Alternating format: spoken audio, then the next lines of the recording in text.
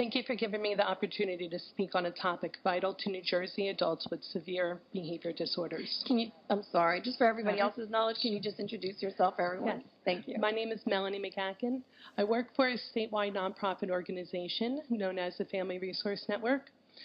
Today I sit in front of you as a parent. Over the past 20 years, I've learned that crisis is subjective. Would you consider living with an adult who has bitten through your skin or shredded your clothes in a rage to be a crisis? Having an adult who has shattered TVs when being denied access to preferred items, who's punched their fist through windows over the anxiety of having to leave the house, or kicked out your windshield because a routine was broken. Is this a crisis? Most people who do not live with people who have a comorbid diagnosis who exhibit severe behaviors would not hesitate to answer yes. Unfortunately, for too many families in New Jersey, this is a story that is hiding behind our walls. If you are forced to live in crisis over time, it becomes your new norm. I say forced because there is no system of care established in New Jersey to address the full scope of needs that adults who have a comorbid diagnosis and severe behaviors. For too many years, New Jersey systems have failed many families just like mine, not from a lack of efforts on the parts of the case managers or therapists trying to assist the families, but from a lack of options to support someone with a severe behavior disorder. At the age of 16, my son was admitted for his first 3-day stay in our local hospital's crisis unit, a unit intended for adults with mental health and addiction challenges. Hospital staff were not equipped to address my son's needs. The doctor was adamant that my son was to be transferred to an inpatient program out in Pennsylvania, a program that none of the training professionals knew anything about. They just knew that he did not belong there. After looking into the program, it was quickly determined by my husband and I that that program was not going to meet my son's needs. We did decide to take my son home and continue our search for services to treat, not mask, my son's behaviors by sedation. My family exhausted every option of in-home supports.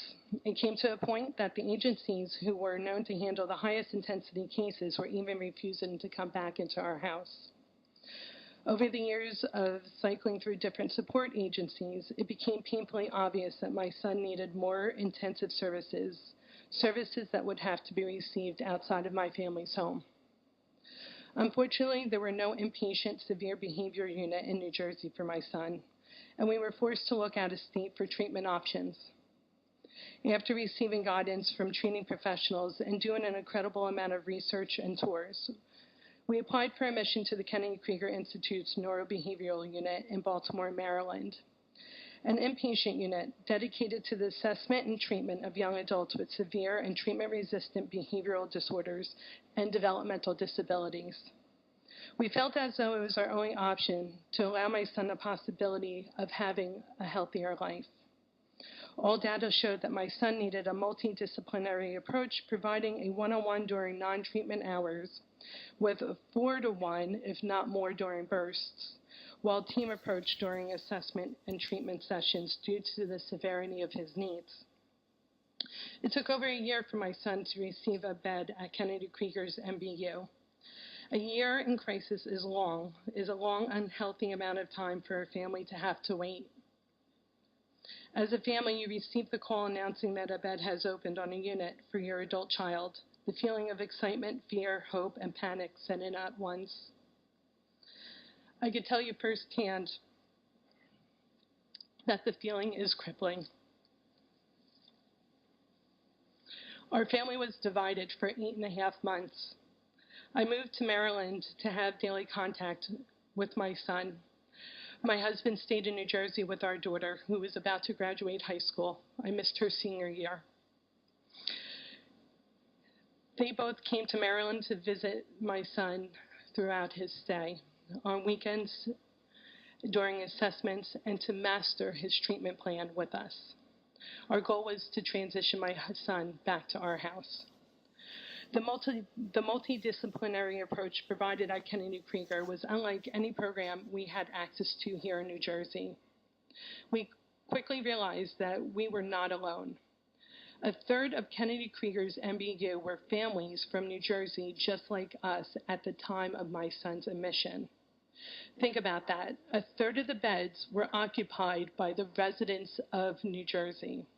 What is that telling us about the lack of options in our great state of New Jersey? On September 26th of 2018, after 8.5 months, my son was discharged from Kennedy Krieger's neurobehavioral inpatient unit.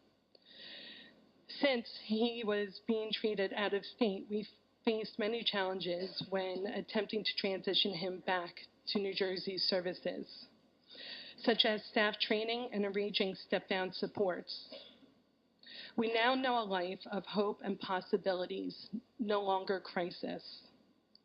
My son is now a 20-year-old young man who enjoys being around his family, going on outings, and is proud to hold a job in a local bakery. These are all barriers that have to be dismantled to allow families of New Jersey access to appropriate services. There is a need for a severe behavior unit in New Jersey. I applaud the incredible team at this table with me for proposing a solution that will allow families to once again function as families and not just people in crisis. I urge you to advance the solution so that people in New Jersey with severe behaviors can regain a quality of life. Thank you so much, Melanie, for sharing your story. I truly appreciate it. I know all of us here greatly appreciate you sharing and explaining your situation. It helps us to understand a little bit better. And but I had a question that I wanted before we move on, is just to ask one of the aspects of this also, besides the fact that it's incredible that you had to go there and there were so many people from New Jersey without any options here, is that how did you pay for it because it was out of state? Well, we were lucky enough where my husband's able to maintain my son under his private insurance through his employer. There are a lot of families that from New Jersey when we were there that were struggling. Insurance denial is a big consideration when you're talking about the cost of an inpatient unit that is, longer than a couple of weeks. It's just what's been shown, according to their statistics, to be the most successful process for some of the individuals with severe behaviors. Thank you. And if we can hear from you too. Good afternoon.